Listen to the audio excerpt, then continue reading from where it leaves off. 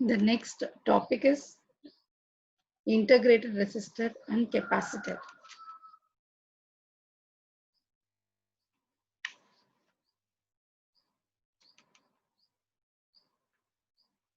So the integrated resistance within the MOS transistor.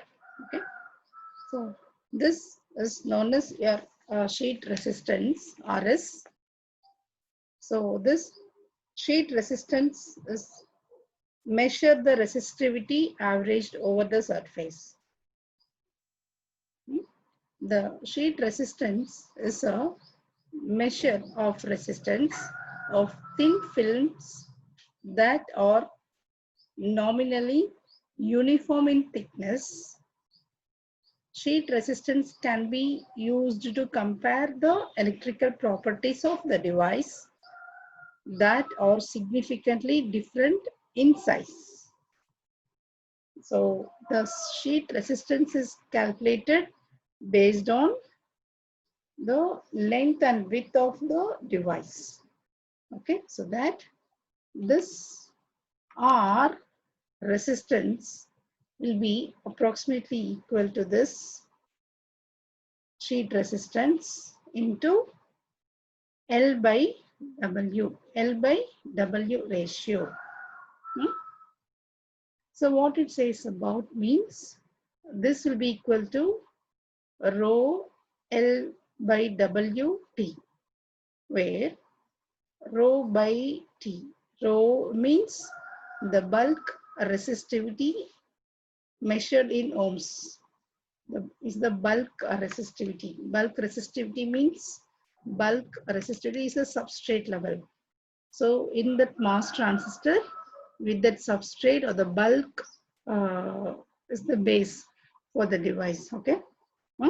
So this row mentioned that the bulk resistivity measured in terms of ohms in meters, where L is the length of the resistor, W is the width of the resistor, and T is the thickness of the resistor. So that we can able to calculate the sheet resistance as R is equal to rho by T W by L. So this is the equal to this RSQ of L by W. This length by width. So in this way, we can able to calculate the sheet resistance. The next is the diagram shows the cross section of resistors of various types of available from a typical N-well CMOS process. Typical N-well CMOS process. So what it says, in this diagram, what we are observing, the P substrate for this N-well fabrication process means we should start with the bulk as a P substrate. Within this, we have NPN transistor and here this PNP transistor, PNP transistor. So this cross-sectional view shows how the resistor made between the terminals, drain, source and gate. So we'll get this poly resistor here and positive diffusion resistor in this, in between this gate and this diffused area, the silicon, this area as well. We'll get the N-well resistor, the P diffusion resistor. Okay. Next, we'll move on to this capacitor. The capacitors, as we know, are composed of two conductive plates separated by an insulator. That is a dielectric material.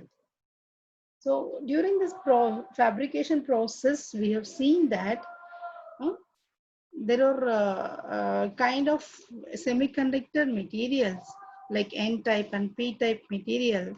As well, we have that silicon dioxide as acted as a insulator. So in between that connecting plates with separated by the insulator, so that automatically there is a chances to create a capacitor. Is it not? So that the capacitor has been formed within a CMOS device, so that the capacitor also to be measured within this device here. So commonly illustrated as two parallel metal plates separated by a distance d. So this shows your dielectric, metal here, semiconducting material. Here the another one. Between these two we have a insulator. Okay, na? So that we'll get the capacitor here. So this is the plate area. This is the plate separations between the distance. So this capacitance C will be equal to E into area by the distance. So how will you measure E here? ER into E naught. ER is the relative dielectric constant. E naught is the vacuum permittivity. So in which we'll calculate the capacitor. Okay. And this CMOS capacitor. There are three common ways to make a capacitor.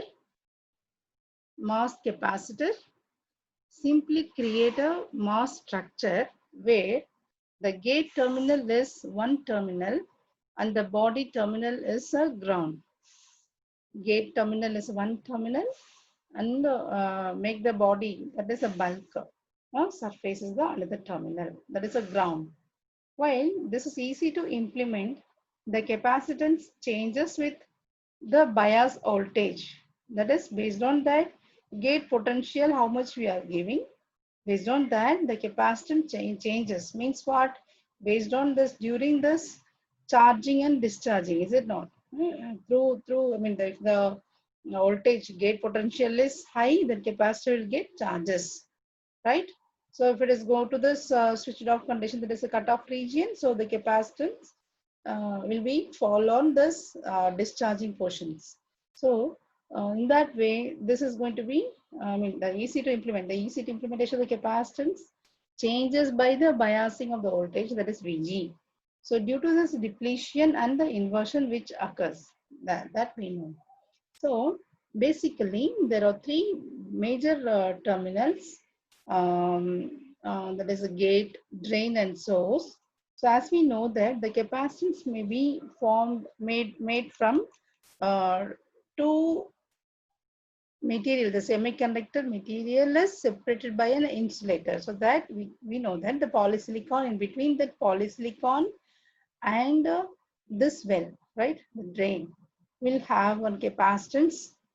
That means the capacitance between the gate and the source. Gate and the source is known as CGS.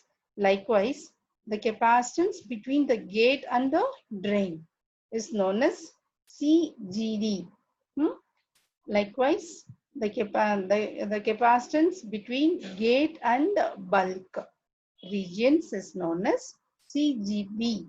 CGB, gate with respect to bulk. So these are all the parasitic capacitance, the major parasitic capacitance available in our MOS transistor. Thank you.